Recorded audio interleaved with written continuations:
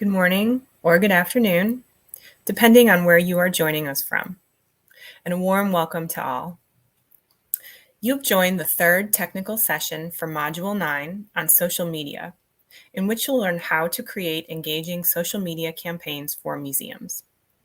This module is brought to you by the Digital Empowerment Project for Small Museums, a nationwide initiative organized by the 6 U.S. regional museum associations and dedicated to providing free, self-paced training resources for small museums. This inaugural series of online trainings and resource toolkits focused on digital media and technology topics is made possible by funding from the Institute of Museum and Library Services. My name is Zinnia Willits, and I am the Executive Director of the Southeastern Museums Conference. My pronouns are she, her. I'm a light-skinned white female with shoulder-length reddish-brown hair. I'm wearing black-rimmed glasses that are often referred to as cat eye style. And today, I'm wearing a white short-sleeved blouse with tiny black polka dots, and I'm sitting in my home office with a backdrop of a desk and a few computers behind me. As the host for today's session, I would like to convey a few things to our attendees before we begin the program. First, in this era of virtual meetings, when digital spaces may substitute our physical sense of place, it is important to reflect on the land we each occupy and honor the indigenous people who have called it home. Today, I'm speaking to you from Charleston, South Carolina, the historical homelands of the Natchez-Cusco peoples. Wherever we are, let us acknowledge all indigenous nations as living communities, their elders, both past and present, as well as future generations. We ask you to reflect on the place where you reside and work, and to respect the diversity of cultures and experiences that form the richness of our world and our profession. Thank you. Now it is my pleasure to introduce today's presenter, Jessica Johnson. Jessica is a creative strategist at Snap Inc. Prior to beginning work in the tech industry, she was an award-winning social engagement producer at the Smithsonian National Museum of African American History and Culture. Jessica holds a master's degree in journalism from Temple University and earned her Bachelor of Science in Fashion and Textile Management at North Carolina State University. Jessica has worked in multiple industries, including fashion, higher education, and advertising. She is interested in exploring practical uses for new media and finding new ways to communicate across audiences. Jessica is also passionate about fashion history from the African American perspective and activating archives in the digital world. I have enjoyed getting to know Jessica through this program, and I'm thankful for the time she has devoted to this session. Now I'm pleased to turn the floor over to Jessica Johnson to get us started.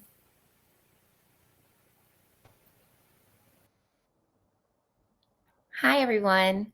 As she said, I'm Jessica Johnson, and I'm going to be teaching you today about creating social engagement campaigns that really wow your audience, but also create community alongside showing your objects and just showcasing all the best that your institution has to offer. So let's get started.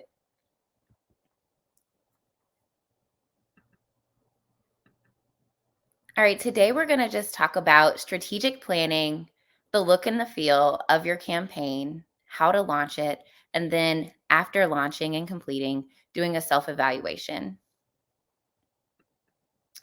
So we've all heard this before, or many of us have. Those who fail to plan, plan to fail. This is especially true when doing a campaign. I'm not sure if you've already watched the earlier technical sessions, but the very first one does talk about how to create a strategy for your social media channels. If you have not participated or watched that, please do, because it has some really great, valuable information that sets a ground, like the ground foundation for how you can make amazing campaigns. So just building off of that, we'll start with what type of campaign are you doing? That's pretty much the first thing you always need to do and evaluate when you're looking for how you're going to make an amazing campaign. There are a number of campaigns you can have. You have an always on evergreen. That's your everyday content. That's, sharing your museum objects or telling about your programming. There are event and live programs, which are like things like today, or they could be even just community days at your institution. There's also opportunities to have campaigns that are partnership and multi-institution, where there takes a lot coordinated effort, and also new acquisitions, exhibitions, and special projects that your museum or institution may be doing. Um, and it's important to remember again, each campaign needs its own social media strategy, but you should look to your main social media strategy as your true north in completing this. Because your campaign strategy, it should complement what you're already doing and not add any additional like kerfuffles, if so to speak, to what you have going on. So it's important, again, have your true north, but you can incorporate new ideas and you should scale for bandwidth. That's going to be critical, and we'll talk a little bit about how to do that in just a bit. So, questions to ask once you start. Who, what, when, where, and why are the things that I like to say we look at first. Who is leading this project? Which department is it? Or is this something that is coming from an outside person and you've never worked with them before? I think one of the understanding who you're working with is critical in making sure that you're developing the campaign best toward your schedule and your cadence and your bandwidth. If you know that you're working with a department that is maybe short staffed or hard to get a hold of, build in time. That helps build in time for anything that may come up. Understanding the goal of the campaign is also very critical. Um, how can you know if you are successful if you don't know what you are trying to accomplish? So, what is the goal? Is it fundraising? Is it awareness? Are you trying to get new museum patrons? Is it list building? Or are you just trying to let people know, like, hey, we have a program going on? Are you promoting something? When is the campaign happening, or when is the project happening? Another important thing to note. Not only because you need to put that on the marketing or in the campaign, but also for your calendar. Noting, okay, if this project is happening, let's say on today, December 16th, what else is happening today? Is it National Pizza Day? Or I don't think today is National Pizza Day, but just thinking around like what else is going on. Is this a major holiday? How do we expect people to be interacting with our content on this day? Are there any conflicts?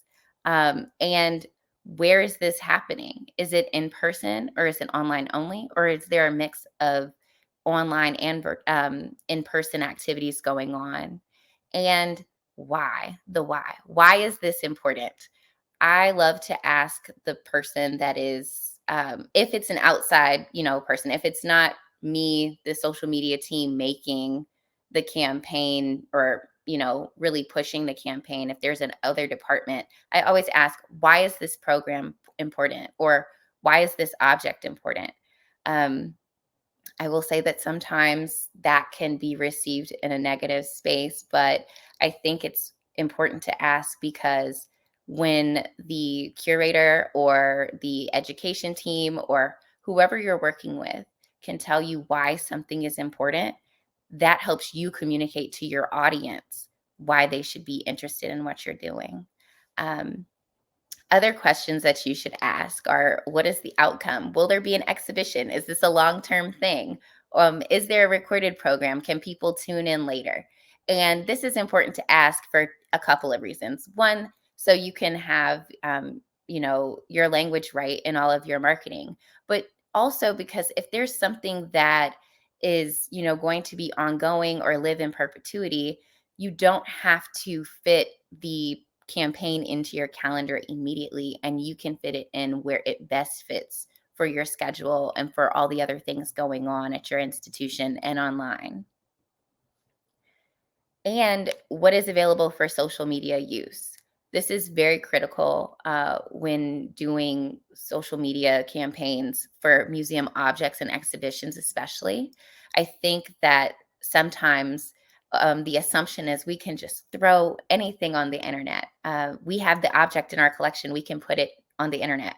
But I have learned sometimes the hard way, unfortunately, that you cannot just throw whatever on the internet. You need to check all of the agreements. You need to understand exactly, how can we use this? What is standard museum use? Does that extend to the web and the internet? And does web and internet extend to social media? And once you understand that and you know exactly, okay, what you have, do you have objects? Do you have images? Do you have video? This will help you really develop a campaign that is well thought out and well rounded, but also showcase all of the things that you have to offer for this project. And are there any sensitivities that should be noted? 9 times out of 10, hopefully there won't be anything that's extremely critical, but there will be times where there are challenges that you have to face when it comes to talking about an object. Um, I think that, history museums really run into this more often. And I think that it's one of those beautiful things, though, because you are hoping to start conversations. This is a great place to go ahead and get that started prior to the internet. And then you can also you can have the conversation with your colleagues. You can prepare yourself for how you're going to talk about the object or the topic on the internet. And you can also develop a list of answers to some hard questions that might be asked and some canned responses related to any type of crisis communication that might come up.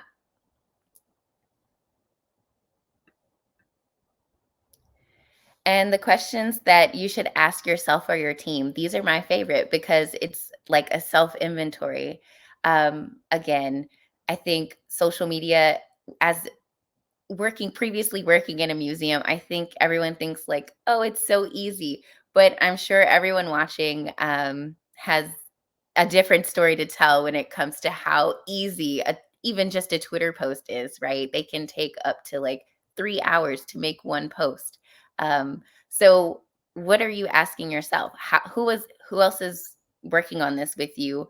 And what else are we working on? What is our team doing? What is our bandwidth?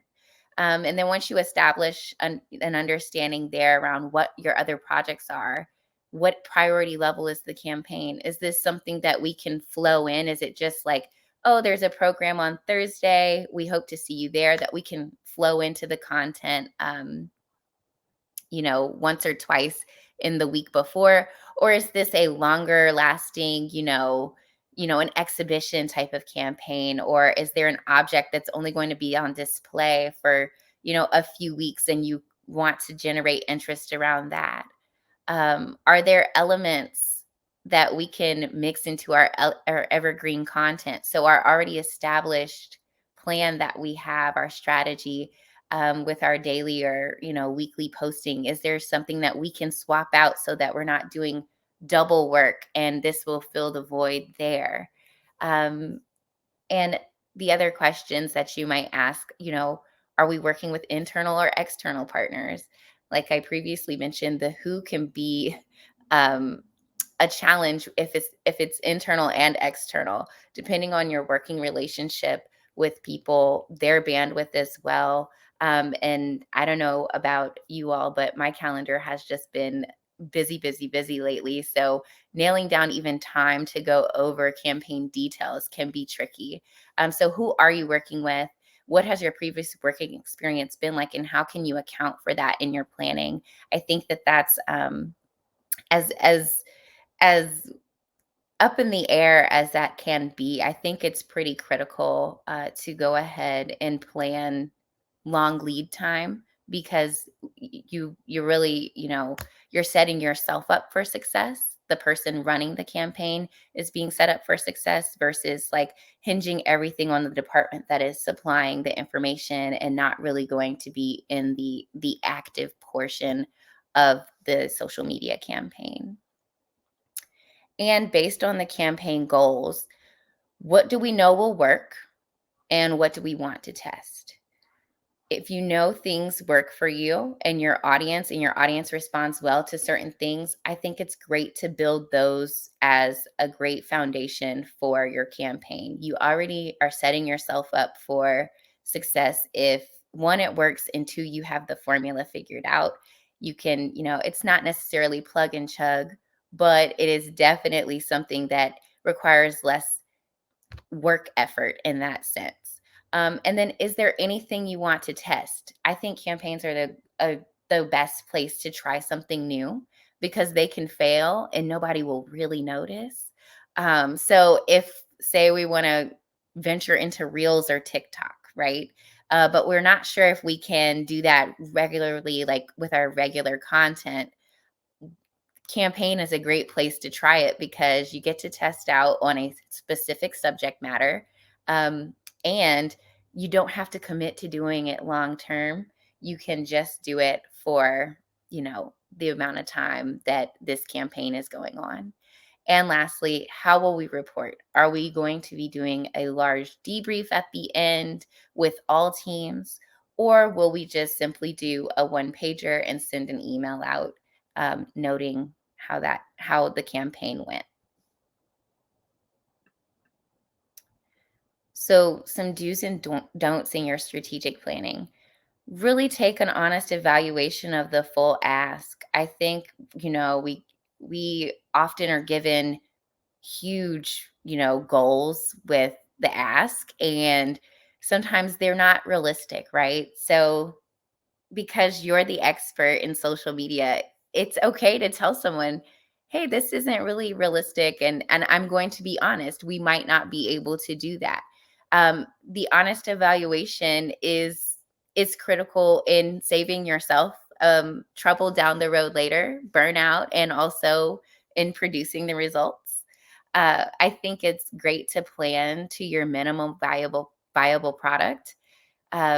What can we do at the very like bare bones that will meet the need but also not overextend us, right? I like to give people the this is what I know we can do. And then I set a personal stretch goal for myself and say, it would be great if I could add this in, but I'm not going to commit to doing that to somebody or for a campaign, because that is more so like, if I know it's a stretch, I'm potentially not going to meet my goal versus if I, plan to goal and I can over deliver on what I promised, then that not only does it make you look good in your colleagues' eyes, but it also relieves a lot of pressure on you to make all these things happen.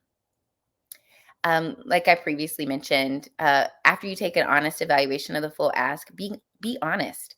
Be honest if something isn't realistic. Be honest if something is not going to go well with your audience on the internet. I think that these are, difficult conversations that are really valuable in the long run. In my personal experience, I know that telling someone no does not always get the best response. And so I just always remind people, like, it's not no, it's just not right now. And I'll say why, because this isn't the right climate for that. Or I just don't think our audience is going to be interested in this particular, event. But is there something else coming up that I might be able to help you with? And that way you're not, turning off your partners, because again, you want to have a great working relationship to make these campaigns really go.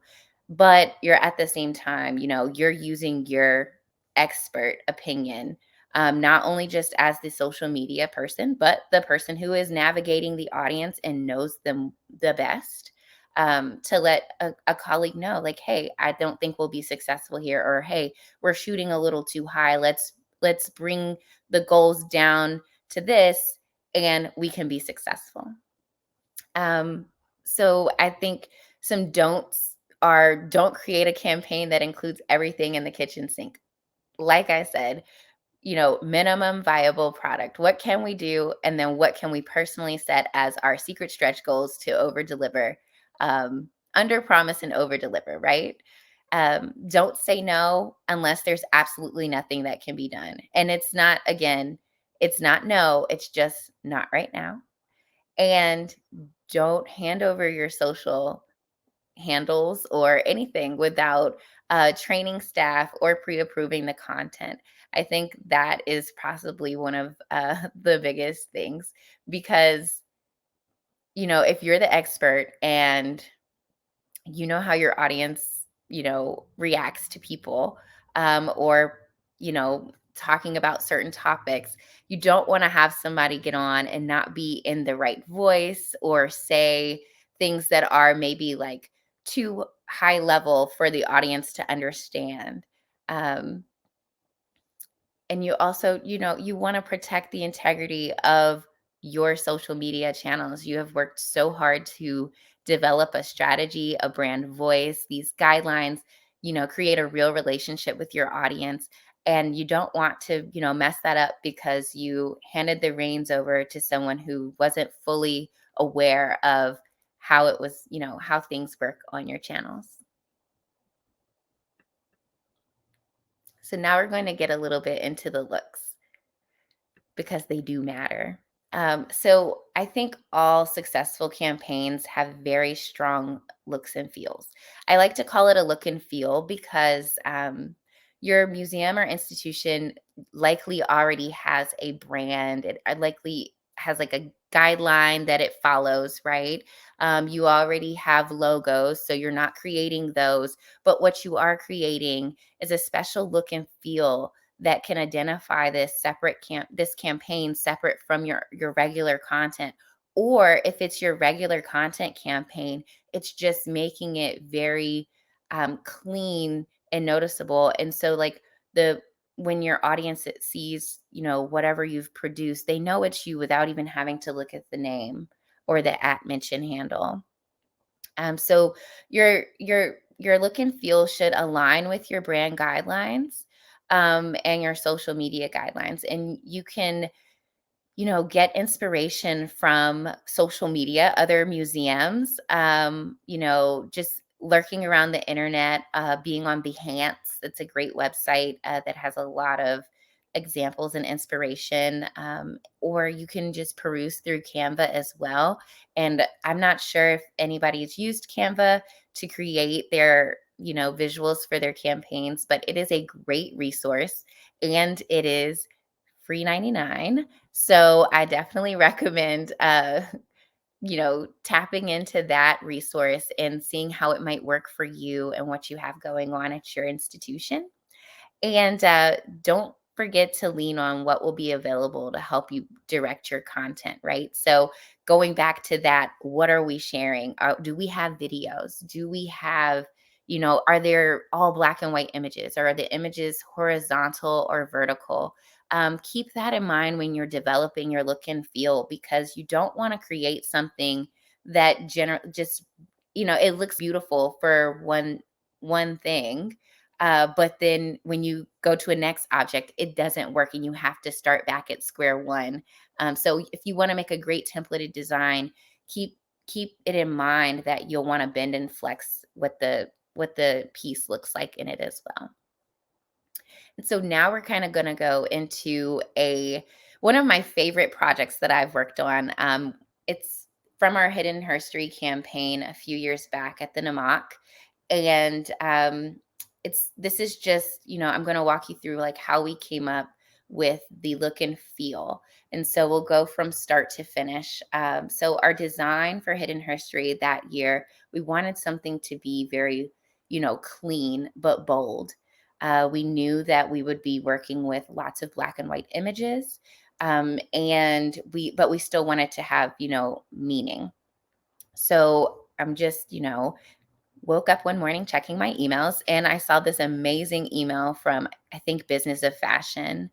And the people were in black and white, and they were cut out, and they just had simple, blue, shapes. And so I was like, oh my gosh, this would be great. So how do we make that work for our campaign? I saw an image by Micheline Thomas, and there was this beautiful coral color and a woman. And I said, "Oh, this is it. We'll do shapes and coral to bring this campaign to life." We also used a little bit of blue, because the coral and the blue just paired very nicely together. And so here we go. So as you can see, I started with my basic shapes, a rectangle, a circle, and a triangle. And I also pulled together some mock images of how it would look if I had a horizontal photo or a vertical photo. What if a person, if the vertical photo doesn't take up the entire image for the Twitter card, maybe I'll include a quote, and you'll note that like the quote, it just says amazing quote goes here on my mock-up. But that was the font that the museum used. So it was still in alignment with our brand guidelines. The colors were different because it's the campaign, we wanted to stand out, but we're staying true to what our brand guide is. We have our logo, we have the font, and our images there being prominently placed, but not changing what the image is or the look and the feel of the actual piece. And you'll see here the campaign ultimately came to life in this way. We again cut out women based because it was hidden history. And so we were a very women focused campaign. And so we cut out the individual women to have their portraits be on these geometric shapes and stand out on top of the coral. But you'll also notice that sometimes there was not necessarily a woman that we depicted, but an object. So if there was a pin, how might we display the pin? And we did it in the same way. Again, using our simple shapes, our staying true to that look and feel that we previously developed, but we didn't make it too crazy. It was very clean and it got the message across. And I'm just going to take just a second to get a little bit of water right now.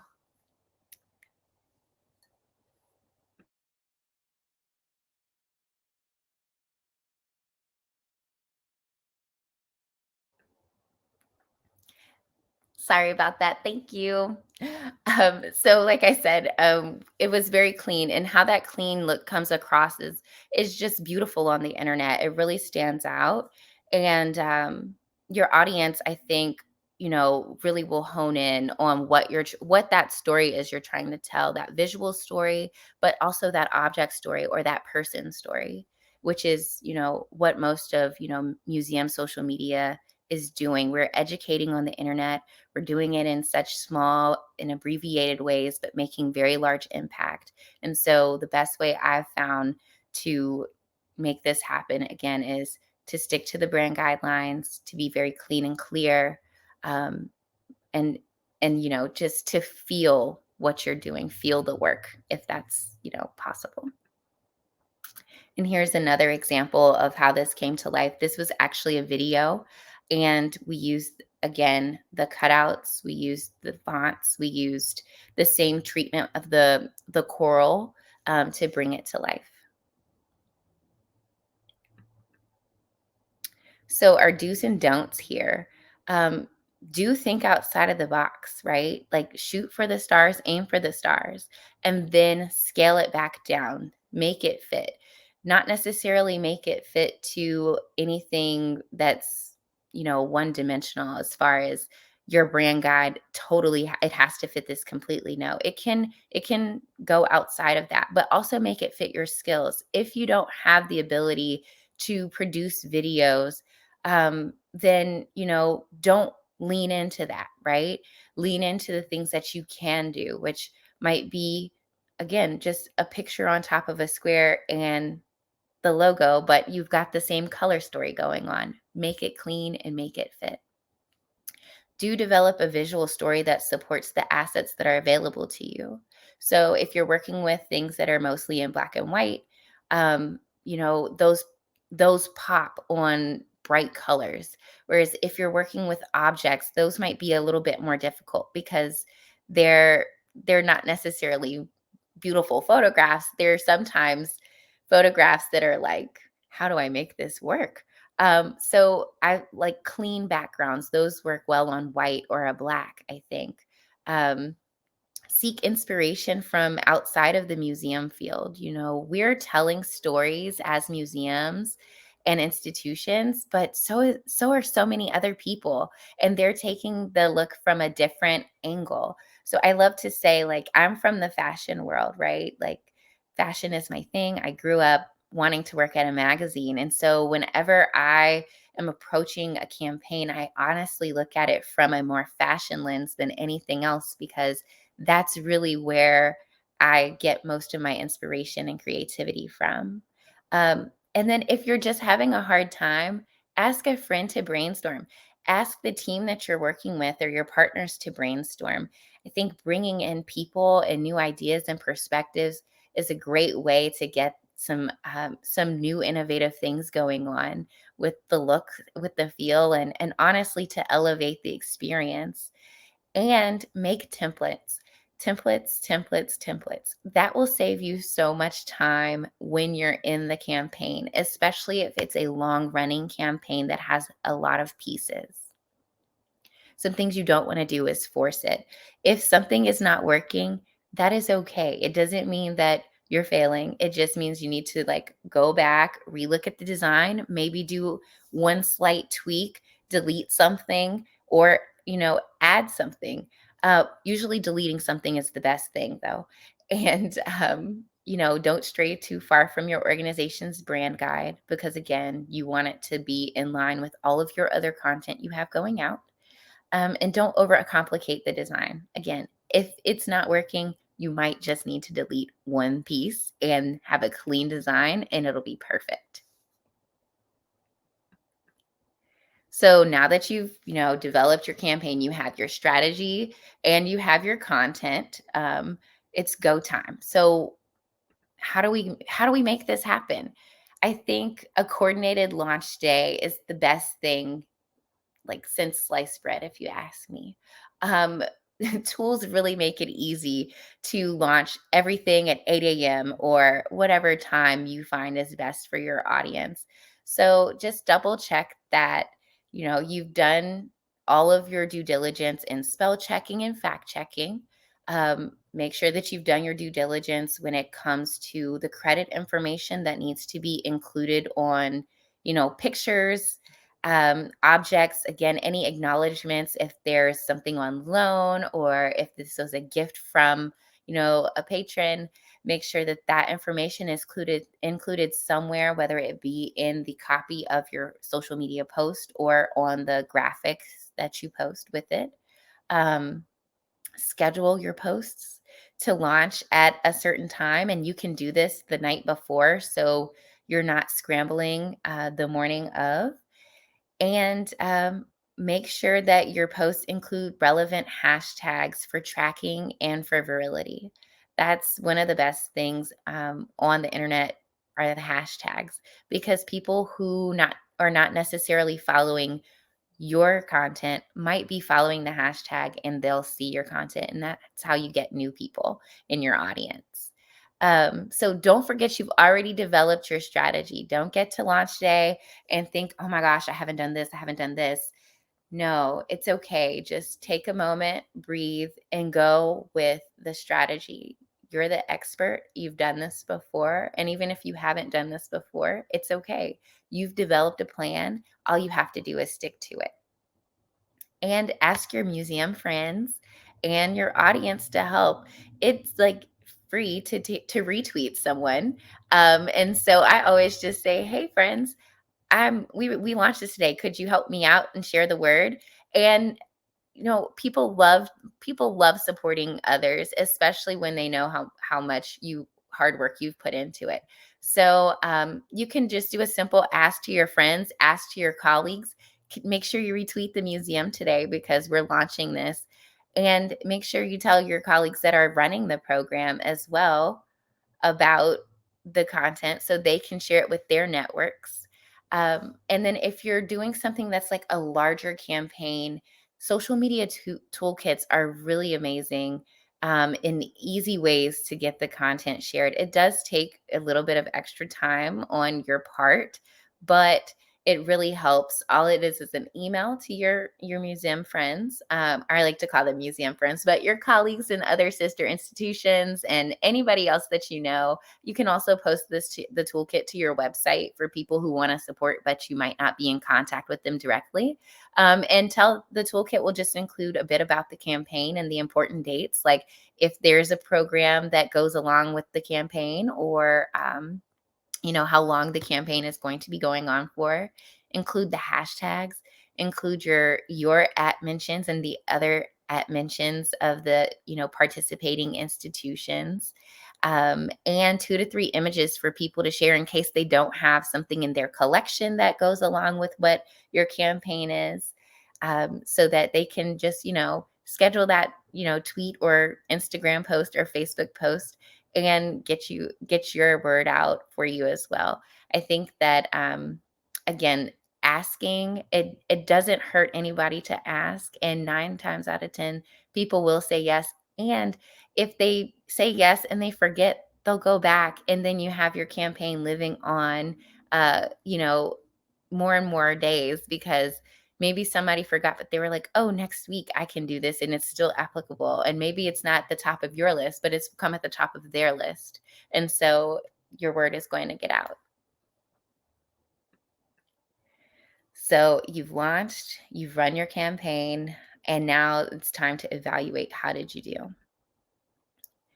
This is the bread and butter of creating great campaigns. You only get better from here, right? And that's through evaluation. So, following the conclusion, make a report. Have your general metrics together, like your likes, your comments, your shares, the engagement rate, which, you might want to know your engagement rate as a small social media team, like to yourself. And you might not want to share that with others because it can look a bit convoluted when it's, a 0.2% engagement rate. When if you have thousands of followers, right, then it's going to be very high to get a whole percent. It's going to be a hard reach to get a whole percent, right? So what insights did you observe? Did you notice that on certain topics, the audience talked more or had more conversation? Did you notice that black and white photos did better than color photos? And how many of your hashtags were used, or like what was the rate of use for your hashtags? And in the reports, I also really love to include screenshots of the content that was shared, because I've noticed in my experience that while we do a lot of planning with our colleagues and we, work together to make these campaigns come to life, when we're done and the campaign is in motion, um, the project is complete for everyone else, and they're, not necessarily checking in. But so they don't know how it looked on social. They don't know what the post ended up doing and looking like. And by including the screenshots, you're reminding them, like, hey, we stopped at this point, but our team picked it up and we kept going, and this is what it came to life as. And it's just a nice, way to share like your finished product, because even though social media, everyone can get on it and everyone can go check, a lot of times people don't, and it's not necessarily because they're not supportive, but we're just all busy and going. And so again, I like to just make it real for all teams by putting the screenshots of the content there. Um, in addition to your regular reporting evaluation, I also like to suggest a personal reflection. So regardless of how the numbers were, the metrics, how do I feel? Is this a project that I'm proud of? Did this campaign make me feel good, or did it make me frustrated, or you know how do I feel? um, what piece of the campaign am I proud of most, right? Like, if the campaign didn't necessarily go as well as you'd hoped, it doesn't negate that you did, work. So, what are you proud of? Are you proud of the fact that you even made it to the end? Sometimes that's the best part, right? Especially when it's been a very long campaign, like a special exhibition that might be up for a year. Um, we made it through to the end, right? And then what were some challenges, and how can you or the team improve next time? So thinking about those things, right? Um, if I worked with a certain department and I know that they're, difficult to get in touch with because they have a lot of projects going on as well. How can we improve next time that we work together? What planning can we put together in advance to make sure that we're accounting for that time that we were unable to get together? Or was the challenge finding out the appropriate credit information?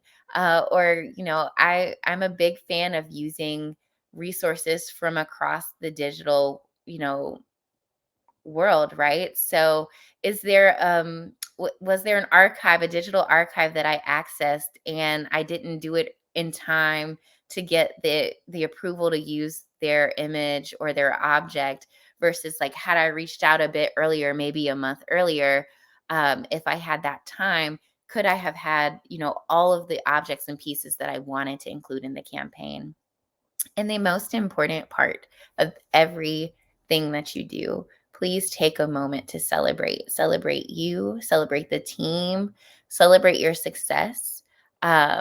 Even celebrate your failures if you failed, right? Well, we're not really going to call it a failure. Celebrate your challenges if there were challenges, right? Because at the end of the day, if you are not recognizing the work that you're doing, you cannot expect anyone else to. So please always celebrate yourself. Do something kind for yourself, like give yourself a hug or a pat on the back, clap for yourself, because, we're all here and we're cheering you on, but you should cheer you on too. And so my final tips and takeaways: create a plan, make it look pretty, but also trust your experiences and your expertise. You are the person who is doing the work. You know the audience well. You know how this social media game goes for your institution. So, just trust yourself. Campaigns, they look great. And they're pretty much the same thing as your original strategy, just with like niche topics. So you can do all the things that will be successful, and trust that it will be successful. So if you have any questions, you can contact me. My email address is listed here, hello@jessicaejohnson.com. You can also follow me on social media at _Jessica Elise _ on Twitter, or connect with me on LinkedIn. I will be 100% honest with you all. I do not always talk about museums on my social media. I think it's very much a space to talk about museums, and I do love conversations around museums, but I also love to remind people that we are also not our jobs, and it is great to interact with everyone just as our human selves, right? And not always work. So if you're interested in like just chatting, I am down for that. Again, at _ Jessica Elise _ And thank you. That is the conclusion of my presentation, and I think we have a bit of time for Q&A. Thanks, Jessica. That was great. I actually laughed out loud at the under promise, over deliver, because I say that all the time. And it really is it's such a simple, especially when you're trying something new. So I appreciate that you brought that into the presentation. We do have some questions to get to about some of the things you've talked about. So I'm going to dive right in. This attendee would like to know, is there a difference in approach to creating social media campaigns for special events or exhibitions versus like selling memberships? Yes. There's definitely a difference in approach. And I think also knowing what the guidelines are. Previously working in a federal space, we had to be really careful with how we were asking people to donate online. So you definitely want to make sure that you're looking into that as well. But I think that the approach is different. So for events and exhibitions, it's easy. Like you have a date, a place, and a time, right? And you're sharing your things. when you're approaching people for donations or like anything advancement related, I think it's best to not just, well, I mean, obviously we have to do the ask, right? And that's kind of the most uncomfortable part, is asking for the support, but how you ask for the support. So I think my favorite strategy for working on advancement campaigns are to show the work that you've been doing, right? And then, or telling a story of an object, Mhm. and then saying, and then making that gentle ask at the end that's like, continue to help support this or this initiative, right? You know, become a friend of the museum and learn more about these objects and stories, or help us continue to tell these stories, because it's less like, hey, we need your money, right? And more like, hey, this is a community space. Come be a part, work with us, help us grow, help us share. That's really great advice, especially for those of us that operate on membership-based organizations. But again, showing visually or through case studies how the value is added through a social media campaign is really great. This one just came in. Do you have any tips for juggling multiple campaigns at one time? Yes, I mean, I think, like I said, the priority list is very critical. So if you know that you have so many things going on, but there's something that it can wait till like the next week, or um a week that has a few, less posts going out, I think definitely do that. But if everything, I don't know if it's just like when I was working in museums, but everything is a priority, right? So if everything if To everything someone, yeah. is a priority, my best answer is to say, well, what are your priorities? And how can we flow that in, right? If you know that you have an always on evergreen content campaign that it some days doesn't need to happen. So like every day we don't have to share an object, or, this day in history or things like that. We have those, but they're not necessarily, you can kind of skip them. They're not so critical that they're going to, really mess up your engagement or your cadence or throw your audience off. So you can opt to swap things in and out. If you have a lot of campaigns that are maybe events, I like to say, hey, you know what? We have a ton of events this week. Let's put all of this information together. So instead of saying, having a post for like each individual program, maybe there's one graphic that has, the date, the title of the program, and the post says, we've got some amazing programs this week. Learn more on our calendar, with a link to the calendar, right? Because we're Mm-hmm. in a digital space, so you don't have to say everything. Like, linking out is completely fine. And you have a website for a reason. It houses more information, right? That's where people really truly go for that information. So anytime you can link to the website, I always recommend doing that, especially if you have a beautiful drop down card on your like for Twitter, because then you don't even have to make a graphic. Like, it already pre-populates for you, and it takes like part of that workout. Um, I would say, like, combine as many things as you can, then set your own priorities. Because the other things, like, again, you're one person, your channels are one person. Um, and you cannot, I like to always say, like, you cannot just look like all over the place. Like, we have to look cohesive on the internet. We have to be saying some type of story. So if I know that my morning post needs to be a history post, and then at lunchtime, maybe that's when I'll do my event post, like, at least I'm setting up a cadence to get everybody acclimated, and we're looking kind of together and not all over the place on the internet. Um, then do it that way. Yeah, especially if you have a team working on multiple channels. A museum I used to work at, each one of us did a different social media channel. So we would get together each week and try and create that cadence. It didn't always work, but I love the idea of pre-planning. So I guess in some ways, this next question piggybacks a little bit off of what you just said, but what are ways to create long-term campaigns rather than reacting to events on a one-off basis? But I think that's what you were Yeah, saying. so the long-term campaigns, I have a lot of experience with those, especially long-term campaigns that also have like intermittent programming going on with them. Mhm. The way that I like to do those, or, flow those into the calendar, are that technique of like figuring out, well, are there places on my evergreen content calendar that I can flow some of that information in? So say maybe a person that's in the exhibition, it's their birthday, and instead of doing like a, you know, exhibition focused post, I can do a today in history post, right?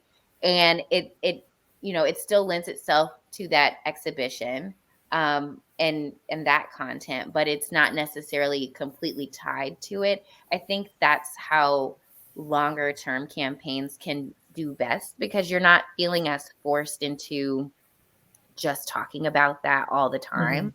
Mhm. And then spacing that content out. If the exhibition is going to be up for months, as long as you're putting out at least like one post a week, I think that works well. And that's, again, that hashtag is key for that as well, because if you're talking about it and maybe the look and feel changed a little bit, or your today in history again fits that campaign but isn't necessarily completely related or tied to it, you can still throw that hashtag on there and be carrying out the campaign needs.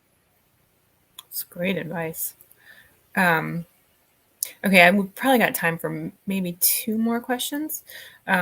This one seems to come up in some way, shape, or form on all of the social media programs that we've done in this module, so we'll see what your response is.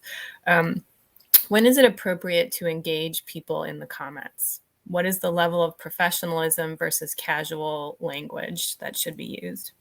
I think this is a great question. So at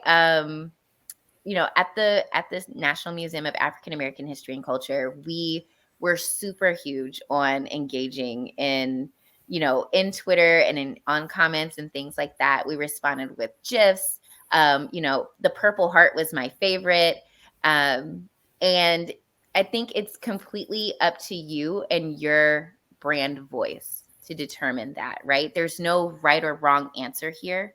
And as far as the level of professionalism, I think, again, your brand voice. If your brand voice is very professional, then I would say stick with that. But if you're more of a casual, type of voice on the internet, a friendly voice on the internet, it's completely normal to be a friend in the comments. I think when we're talking about museums, we as the social people at museums, or people who work in museums, we know that it's a building, right? But our audiences generally look at us as a person, as a Mhm. friend. And so I think talking like a friend would talk, is completely fine. And I think it also just it makes people feel good, right? Like your favorite museum just liked your comment and said thank you, or And like, responded to you. yeah, like it makes people feel really good. And I also like, if you have a typo and somebody, calls it out in the comments, I always used to say like, "Oh my gosh, thank you so much for catching our error. We'll update that immediately." Because I think, we're people. We make mistakes and typos happen. And it's important to remember, like, to let the audience remember that as well. Like, hey, we're still just people over here. Like, yes, we're a museum, but um, we're people on the back end. Yeah, again, that's great advice, and it sort of goes across channels, and just brand voice and situational, and appreciate that.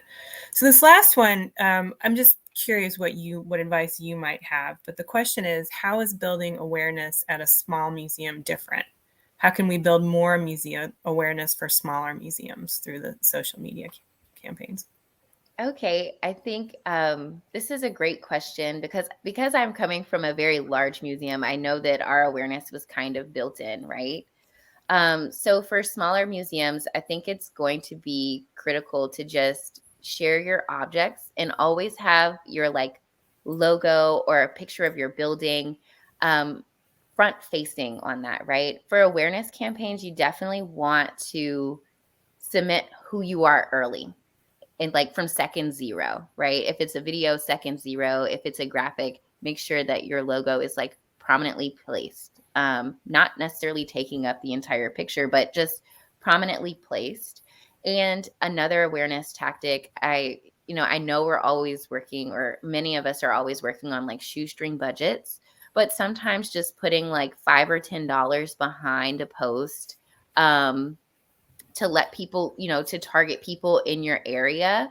Because if you're smaller, you really want that community support. And the community support is what's going to help you not only get your word out, and that's who's coming to your events, but it's going to help you grow online as well, and digitally as well, because those will be the people who do follow and retweet you. And then maybe their followers will as well. So I think, second zero, when it comes to the logo and any, things that define who you are. But then also maybe just a little bit of pay to play, because we're just, we're kind of in that environment now.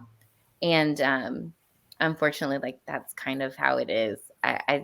I think the time for organic awareness growth and attaining audience, it does not exist anymore, right? So Well, again, I mean, it's solid reality-based advice for everyone who's doing that right now. So thank you so much, Jessica. So many great takeaways from this presentation for everybody out there working on social media campaigns or thinking about getting one going. Really appreciate your time, and thank you to all who are on the call with us, who attended this session. Really great tips for engaging social media campaigns. So we really appreciate that. So just a few final reminders from me to go ahead and close out our program today. If you enjoyed this program, we hope you did, please do us a favor and share it with your network. Let others know that these recordings exist. And we really appreciate participation and hope to see you in the chat for future programs. So please remember to visit the forum on the website and ask any questions that we may not have gotten answered today. Follow us on our social media channels for the Museum Learning Hub. And then finally, please join us for Module 10 on digitizing 3D collections. And this session will feature Daniela Larson, who is the Executive Director of the Hutchings Museum Institute in Sarasota Springs, Utah. And she's going to share her journey as a small museum practitioner with digitizing the museum's collections. So we're looking forward to kicking off Module 10. Can't believe we're already there. So thank you all for attending today's session. I have enjoyed being your host for Module 9, and I hope that everybody has a fantastic rest of your day.